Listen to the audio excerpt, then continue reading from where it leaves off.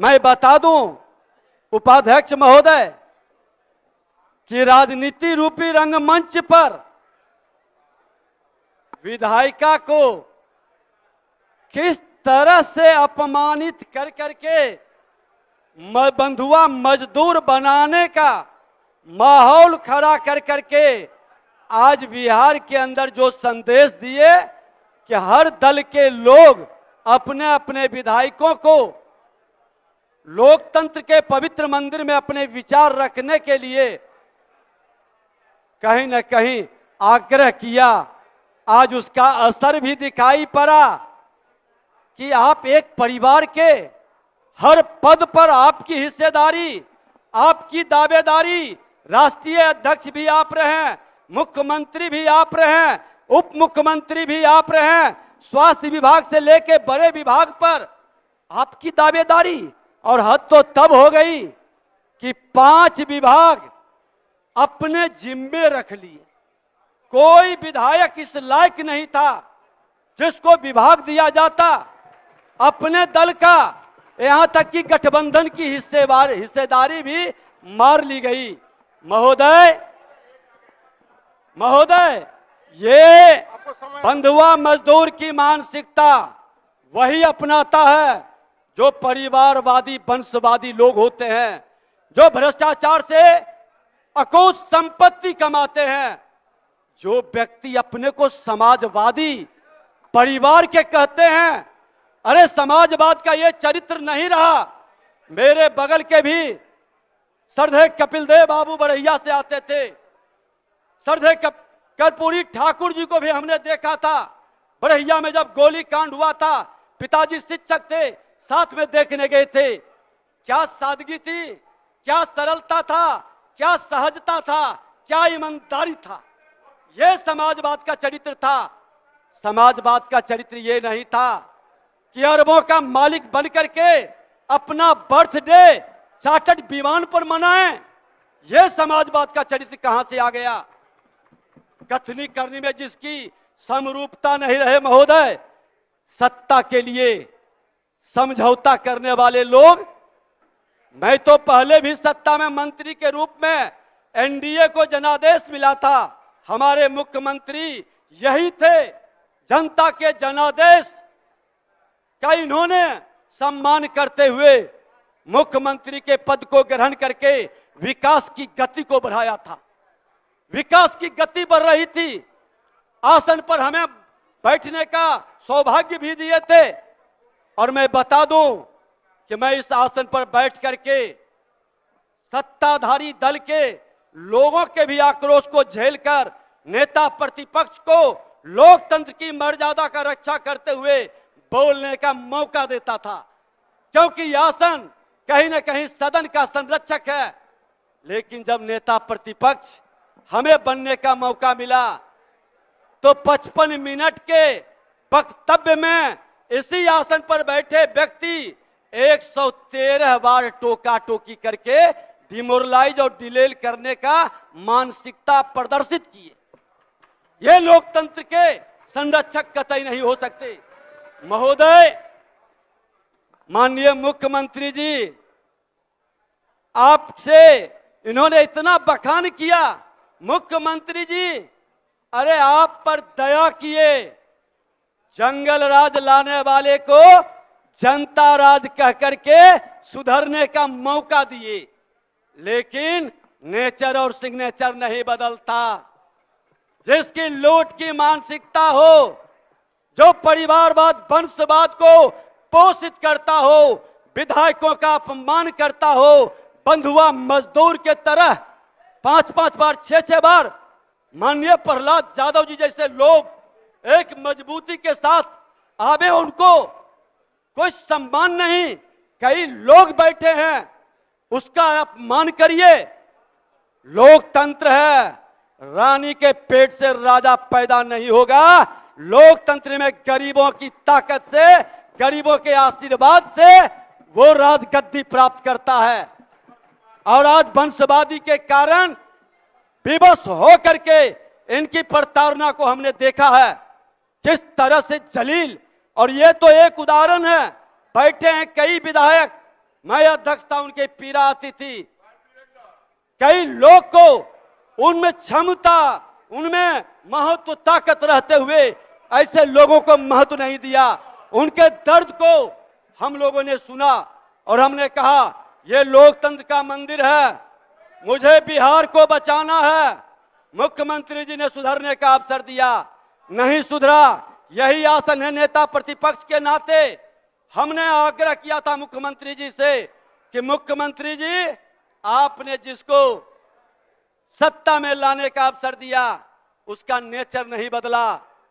आज राहुल साहनी की हत्या कर देता है, उस पर एफआईआर होने नहीं दे, और आपने कागज लेकर के जब कार्रवाई की बात किए तो अगले की छटपटाहट, परेशानी और हंगामा और ब्लैकमेलिंग का भाव को आपने ठुकरा करके ये जता दिया, आपने बता दिया कि न मैं अपराध से समझौता करूंगा, न भ्रष्टाचारियों से समझौता करूंगा।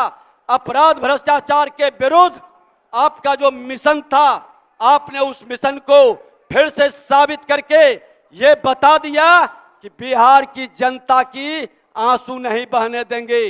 जनादेश एनडीए का था, एनडीए तब भी सत्ता में थी, एनडीए आज भी सत्ता में है। और अध्यक्ष महोदय, मैं बता दूं, अभी बोल रहे थे मैं जिम्मेवारी निभाऊंगा जनता के प्रति। अरे 5 वर्ष आपको नेता प्रतिपक्ष का अवसर मिला, आप बता दें कि नेता प्रतिपक्ष के रूप में कितने लोगों के आंसू पोंछने के लिए, क्योंकि विपक्ष की जिम्मेवारी होती है सरकार को सजग करना, जनता की आवाज को सरकार तक पहुंचाना। 500 दिन के सफरनामा विपक्ष में 341 बार लगातार हमने किसी न किसी जिले के अंदर लोगों की आंसू पोंछे और उसकी समस्याओं के लिए सरकार तक आवाज पहुंचाई, लेकिन आप नहीं कर पाएंगे क्योंकि आप तो सोने के चम्मच लेकर जन्म लिए हैं। आपको तो पूरी तरह से दो पूर्व मुख्यमंत्री का कहीं न कहीं एक अहंकार भरा है। माननीय उपाध्यक्ष महोदय, भ्रष्टाचार से करोड़ों संपत्ति अर्जित करने वाले लोग पर जब कार्रवाई होती है तो भ्रम फैलाते हैं माहौल को। अरे हम ईमानदारी से काम करेंगे, कोई भी आके जांच कर ले, कोई भी किसी तरह का हमसे प्रश्न पूछेगा हम जवाब देंगे, हम रोएंगे नहीं, भटकाएंगे नहीं। आज नियुक्ति के नाम पर घोटाला करने वाले, नियुक्ति के नाम पर जमीन लिखाने वाले, नियुक्ति के नाम पर प्रतिभा का हनन कर करके किस तरह से माहौल खड़ा किए, आज उस परेशानी को, उस झमेला को झेल रहे हैं। कहेंगे मैं बच्चा था, बच्चा थे तो इतनी संपत्ति आया कहां से, और जिसने आपको संपत्ति दे करके आपको बर्बाद करने की कहानी लिखा, आपने क्यों नहीं सत्य को बता देते। बिहार को बचाना है, बिहारी के गाड़ी, विकास की गाड़ी को बढ़ाना है। उपाध्यक्ष महोदय, आज हमारी सांस्कृतिक विरासत का अपमान किस तरह से किया जाता है। बार बार आस्था पर चोट किया जाता था, बार बार रामचरितमानस पर प्रश्न उठाया जाता था, बार बार सनातन के संतानों को अपमानित और कलंकित करने का खेल खेलता था। और आप सत्ता में, सत्ता की मलाई खाने में इतने अंधभक्त हो चुके थे। मुख्यमंत्री जी बार बार रोकते थे कि किसी भी धर्म का अपमान नहीं होगा, लेकिन आप बार बार एक खास समुदाय के लोगों को अपमानित करने का, हमारे आस्था के सबसे बड़े केंद्र बिंदु भगवान राम पर, रामचरितमानस पर प्रश्न उठा करके आपने सत्ता के लोलुपता को प्रदर्शित किया। क्या जिम्मेवारी आपने निभाया महोदय? देश के प्रधानमंत्री माननीय नरेंद्र मोदी जी, देश के गृह मंत्री माननीय अमित शाह जी और राष्ट्रीय अध्यक्ष माननीय जेपी नड्डा जिन्हें और बिहार के मुख्यमंत्री नीतीश कुमार जी मिलकर के बिहार की दशा को, दुर्दशा को देख करके अपराध और भ्रष्टाचार, जो जंगल राज वाले लोग गुंडा राज में तब्दील कर रहे थे, मैंने बार बार नेता प्रतिपक्ष के नाते आवाज उठाता था, माननीय मुख्यमंत्री जी से मिलकर बताता था सड़क पर भी, सदन में भी, कि ये लोग त्राहिमाम मचा दिया है। और हम धन्यवाद देंगे मुख्यमंत्री जी को कि आपने संज्ञान लिया, आपने उसे बता दिया कि मैं अपराधियों से और भ्रष्टाचारियों से समझौता नहीं करेंगे। आज ऐसे लोग जब सत्ता से बाहर गए हैं तो उनकी बेचैनी झलक रही है। सत्ता में रहते हुए मौन थे, गौण थे। माननीय उपाध्यक्ष महोदय कहते हैं कि हमने किया। अब कंक्लूड अरे बिहार के मुख्यमंत्री नीतीश कुमार जी का विजन था, भाजपा का, जदयू का, एनडीए गठबंधन का विजन था। 2005 से नियुक्ति की प्रक्रिया शुरू हुई। माननीय राज्यपाल महोदय ने भी उसको पढ़ा। आपका विजन क्या था?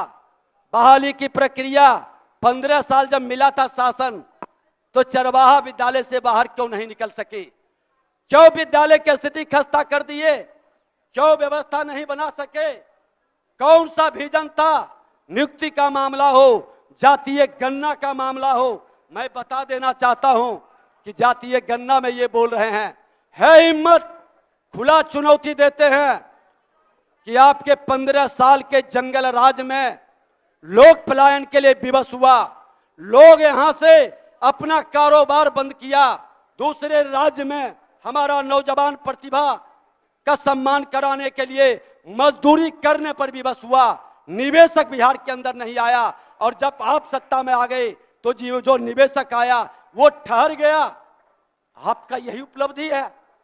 आपने आज मुख्यमंत्री जी ने जातीय गणना के तहत आर्थिक और शैक्षणिक सर्वे भी कराया। 34% लोग, 94 लाख परिवार, 6,000 से कम आमदनी है। अब जहां 6,000 से कम आमदनी का हमारा बिहारी वहां पर ये चार्टर्ड विमान पर बर्थडे मनाते हैं। क्या यही समाजवादी का चरित्र था? महोदय, है हिम्मत तो 6,000 से कम आमदनी वाले को प्राथमिकता के आधार पर हर जगह, चाहे नौकरी हो, नियोजन में हो, या आपको उनको अनुदान में हो, रोजगार में हो, पहली प्राथमिकता में ये खुल करके साथ दें। गरीबों के प्रति जिम्मेवारी है। देश के प्रधानमंत्री जी ने साफ कहा कि कोई जातीय उन्माद नहीं चलेगा। 4 जाति है, गरीब है, किसान है, महिला है, युवा है। अरे गरीबों के प्रति हमदर्दी है, हर जात में गरीब है। आप उस जात के गरीबों के प्रति आप ईमानदारी से चलो। अपराधियों को, माफियाओं को आप संरक्षित मत करो। आपके राज में कितने अपराधी पैदा हुए थे जब जंगल राज था? हर नौजवानों के हाथ में हथियार देकर अपराधी बना दिया था। एनडीए की सरकार में एक भी नया अपराधी पैदा नहीं हुआ। जो अपराधी था उसे भी सुधरने का मौका मिला, उसे भी शांति से जीने का अवसर मिला। महोदय, ये लोग की करनी कथनी में कहीं से समरूपता नहीं है। मैं तो कहना चाहूंगा कि क्रेडिट की बात करते हैं, नो विजन है, नो नीयत है, नो नीति है, नो सोच है। आराम से बढ़े पले लोग जमीन पर लड़ नहीं सकते और जातीय उन्माद से सत्ता नहीं बदलेगा। हर बिहारी को अपमानित करने का काम किसने किया? हर बिहारी अपने को एक गाली के रूप में कैसे स्वीकारता है? मैं तो कहना चाहूंगा तमाम बिहार के लोगों को कि हर बिहारी सारे जातीय बंधन को तोड़ करके एक अच्छे लोगों की जमात बना करके फिर से बिहार के गौरव बढ़ाने के लिए, बिहार के मान सम्मान, स्वाभिमान के लिए एक बार आगे बढ़ें। और जो श्री बाबू से यात्रा शुरू हुई बिहार के मुख्यमंत्री नीतीश कुमार जी तक, विकास का, अपराध मुक्त बिहार और भ्रष्टाचार मुक्त बिहार का संकल्प लें। हम तो हर नौजवानों को आपके आसन से ही बैठे थे। मुख्यमंत्री जी ने शुरुआत किया था और कहते मुख्यमंत्री जी क्रेडिट नहीं। अरे हम तो आसन से जब जब कहे कि मुख्यमंत्री जी प्रधानमंत्री आना चाहते हैं, मुख्यमंत्री जी राष्ट्रपति को लाना चाहते हैं, लोकसभा अध्यक्ष को इन्होंने बढ़ करके मदद किया था, सहयोग किया, तो उत्साहित करते हैं कि करो ऐसा अच्छा काम। और उपाध्यक्ष महोदय अंत में यही कहेंगे कि जब तक मनुज का सुख भाग नहीं सम होगा, खत्म न होगा कोलाहल, संघर्ष नहीं कम होगा। राजद के अंदर करोड़ों का मालिक विधायक को अपमानित करे जनता बेहाल रहे, प्रतिभा का हनन करे। अरे जातीय बंधन को तोड़ करके जाति मुक्त बिहार और भ्रष्टाचार मुक्त बिहार बनाने का संकल्प लेकर हम बढ़े, नए बिहार बनाए। एक नए वातावरण में जो भी भूमिका मिली है ईमानदारी के साथ कदम बढ़ाएं, यही आग्रह है। बहुत बहुत धन्यवाद।